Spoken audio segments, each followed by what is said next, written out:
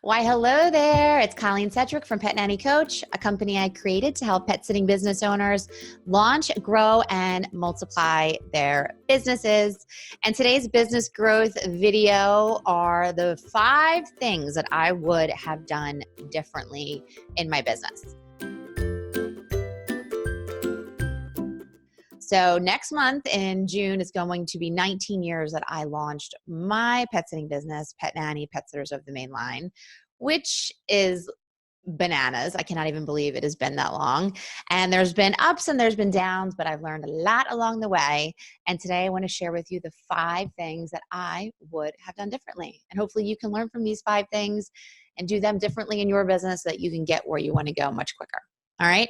So the first thing I would have done differently is I would have had a clear vision on the results I wanted to achieve in my business versus just flying by the seat of my pants, which is pretty much what I did. Even when I started my business, it was like it was reactionary. I had that life-changing conversation with my mom on the beach when I was just so upset about my career path as a special education teacher. And she suggested to me, hey, why don't you, what would you do if you could do anything? And I said, well, I wouldn't mind playing with dogs all day. And that's pretty much it. I just ran and I started this business. I had no plan. I had no vision. I had no idea what I wanted to create. I had no idea what I wanted to make each month. And it took me a long time to get to where I am now because clarity equals power. And I didn't have any clarity. I just took it day by day by day. And that is not the way to go about this, people. Be clear on what you want to achieve and you're going to get there much faster. All right. So the second thing I would have done differently is I would have hired so much sooner. So I'm going to tell you guys a little secret, and I don't want you to get mad at me. But if your business depends solely on you, you do not have a business, you actually have a job. And I know a lot of you get mad. I have a business. Blah, blah, blah. You actually don't. And that's kind of the deciding factor. And don't get mad. Like I said, it was me. I had a job for many years. I created a large job for myself as my business was ramping up and I started getting all these customers and I was booked out all the time. I worked 12 to 15-hour days, 7 days a week, 365 days a year. That is not a very good job. I got to tell you, it was a miserable lifestyle, one that I would never suggest for any of you. And due to that, I almost quit because I had no way to get out of the weeds. I had no idea how I could take myself and remove myself as the sole person that was running and managing the business and doing the client work. I didn't know how to do it. But when I finally learned how to do it and I built a strong team that I was able to leverage myself through, things started to happen really, really quickly. And I created a balance in my life and my work, which is just so, so important. Your business is supposed to add to your life, not to make you miserable, exhausted, and burned out. So I would have learned about hiring and I would have hired much, much sooner. All right. The third thing I would have done differently is I would have leveraged technology so much sooner. So a lot of you guys are still doing things manually. You have paper calendars. You're not using a scheduling system. You're not using an email autoresponder. You're not using any automation tools with your social media and whatnot. These are all things that are going to, technology in your business is put into place to make you money. A lot of you think of it as an expense. I certainly did. Oh my gosh, how am I going to afford $50 a month to have a pet sitting scheduling software? If I had known how much time that software would have saved me, the ability that it gave me to expand my business because I wasn't doing everything manually. I mean, I would have done it so, so much sooner. So starting with the scheduling software. And nowadays there's so many to choose from and they're not that expensive. I say, even if it's just you, I would start using one ASAP. Then creating marketing systems through using autoresponders and social media tools. There's so many tools out there that can help you grow your business. And again, these are put into place to make you money. All right. So don't be scared of technology.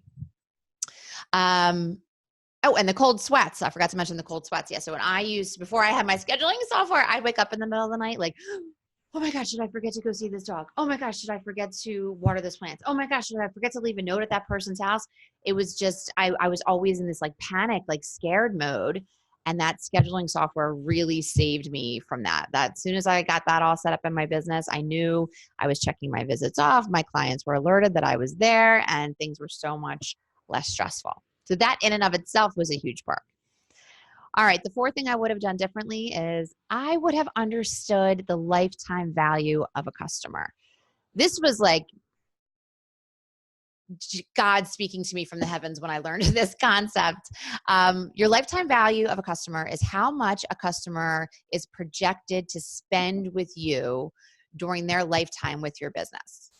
All right, so when you understand that, and you understand that it costs way much more money to acquire a new customer than it is to incentivize your current customers to book from you more often, this, my friends, is a game changer. Instead of always constantly working on bringing in new business, which you should always have a pipeline of new business coming. I'm not saying that, but you don't want to ignore the people that are already on your client list.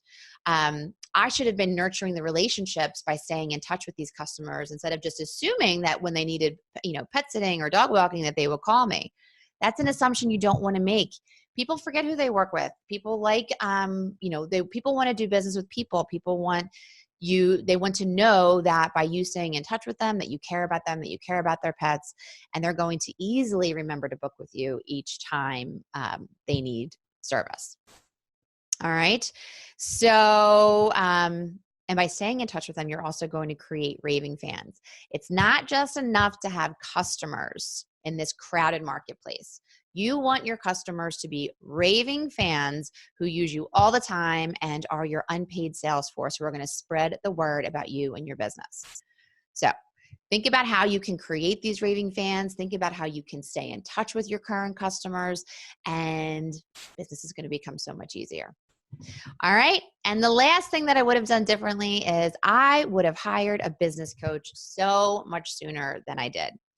I look back and I'm like, oh, there's people that you can hire that have the results that you want and can get you there so much faster by giving you the tools and strategies and filling the holes in your business that you don't even know are missing.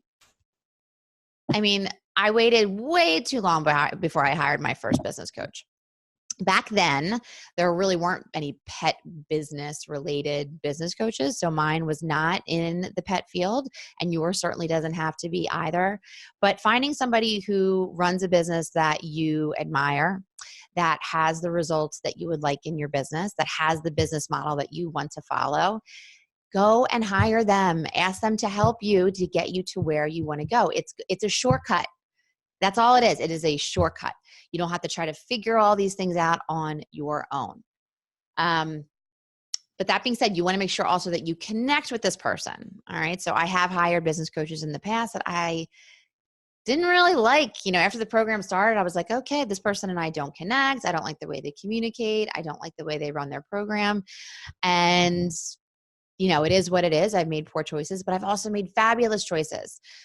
With people that have gotten me to where I wanted to go so much quicker. So think about that. Think about, what you want, the results you want in your business. Back to number one, clarity equals power. And then find someone that you connect with that has the results and ask them for help with your business.